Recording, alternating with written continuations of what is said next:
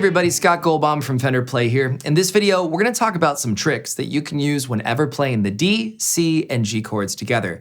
We'll examine new fingerings for the C and G chords to help us with those transitions, and we'll discuss the use of pivot fingers. We'll even touch on how to sneak in some single note riffs in between these chords. For those of you who aren't familiar with Fender Play, it's the best online resource for learning the guitar, bass, or even ukulele. We have paths to suit every player's needs and over 3,500 lessons to help you reach your goals. You can sign up for a 7-day free trial right now. All right, on to the lesson as we examine tricks and how to maximize the transitions between D, C, and G. The first thing I want to do is introduce you to new versions of C and G. Let's start with the G chord. You're probably most familiar with the G chord, if you're familiar with it at all, as a 3-fingered G. And this is a really great way of entering into these full 6-stringed chords. With this one, we have the index finger at the 2nd fret of the A string, your middle finger playing the 3rd fret of the E string, and typically your ring finger is all the way across the fretboard at the 3rd fret of the high E string. When I strum from the 6th string down, that's what that 3-fingered basic G chord sounds like. Now this is a really cool modified version of that, pretty simple conceptually. Take that ring finger of yours while keeping the middle and index right where it is. Take that ring finger of yours to the 3rd fret of the B string. Now we're not going to keep that high E string open now that we've moved the ring finger. We're going to take our pinky to the 3rd fret where the ring finger was previously fretting, and that leaves us with the 4-fingered G. So note between the 3-fingered and the 4-fingered, our middle and index fingers stay right where they are. In fact, we strum from the 6th string down or the low E string down both times. All right, I love this chord. Now, you can sub out this 4-fingered G for the 3-fingered G in any key that the G chord pops up in. So this is just a little bit more of a modern approach. This is a little bit more traditional, a little bit more folksy. All right, the next thing I want to show you is an alternative version to the basic C.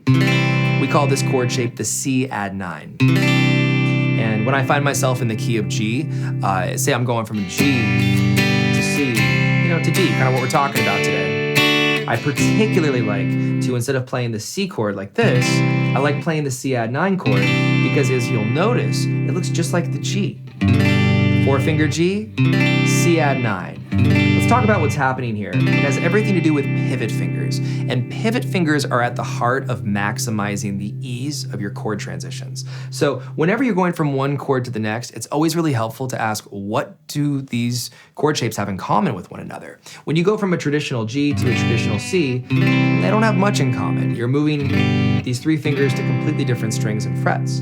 But when we go from a 4-finger G to a C add 9, we can just start by shifting our middle and index finger up a string set. So from the low E string and the A string, now to the A string and the D string, all the while keeping these pivot fingers right here. The ring and the pinky stay planted for both chords. Let's go ahead and move on to the D chord. We're not going to change anything about it. So if you're familiar with the essential 3-finger D shape, that's still what we're going to use. Let's just talk about how we can maximize, you might call this a trick, you might call it a tip, but I just think this is a great way of maximizing the ease with which you're transitioning from a C add 9 to a D. So if you're at the C add 9, notice that your ring finger is going to stay put. You don't have to move that. We're going to eliminate the pinky. You'll lead with your middle finger to the high E string 2nd fret and wrap up with your index finger on the G string 2nd fret. Strumming from the D string down, there's your D chord. Let's look at that transition again. And I don't want you to think this is strictly meant for the C add 9 to the D. Same rules apply when you're going from a 4-finger G to a D. That's kind of what's in the trick of these new shapes.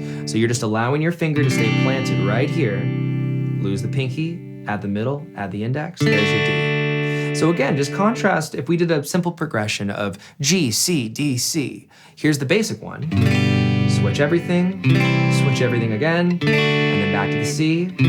Nothing wrong with being able to do that well, but this is a cool trick when you look at it this way. 4-finger G, C add 9, D, C add 9, little movement. So let's go ahead and try casually strumming through this progression. I'll give you kind of a combination strum pattern where we go 1, 2, and 3, 4, then move on. I'll call out the directions of the strum. We're gonna go down, down, up, down, down, down, down, up, down, down.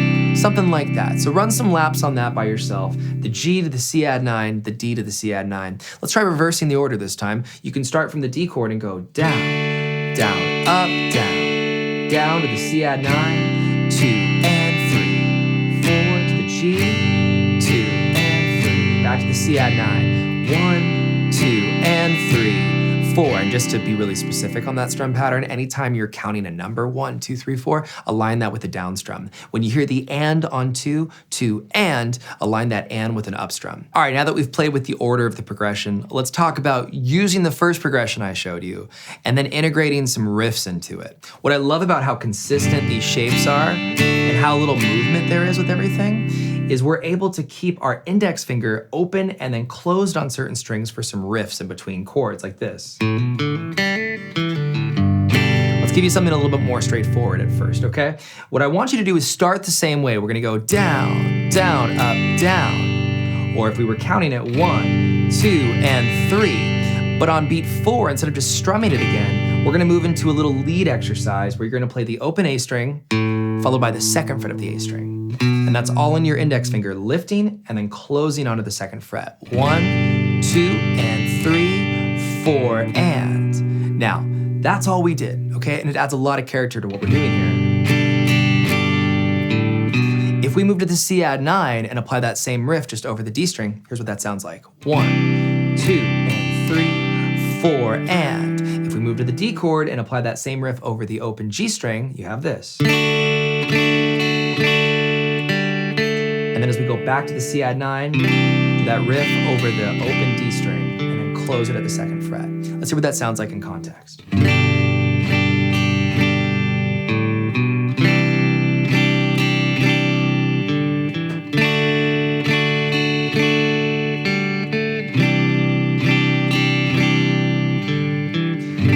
Your time with that. I just want to quickly get through that so you can see all the applications of these tricks when it comes to playing these versions of G and C add 9 related to the basic D chord. Because getting used to transitioning like this between these three chord shapes is going to help you quickly unlock thousands of songs. This progression pops up so much. Paying attention to the pivot fingers in each chord transition is absolutely key. Now remember, Fender Play has features to help with all of these tips. For instance, the chord challenge allows you to run laps on specific progressions where you'll set goals for yourself using a timer and chosen tempo.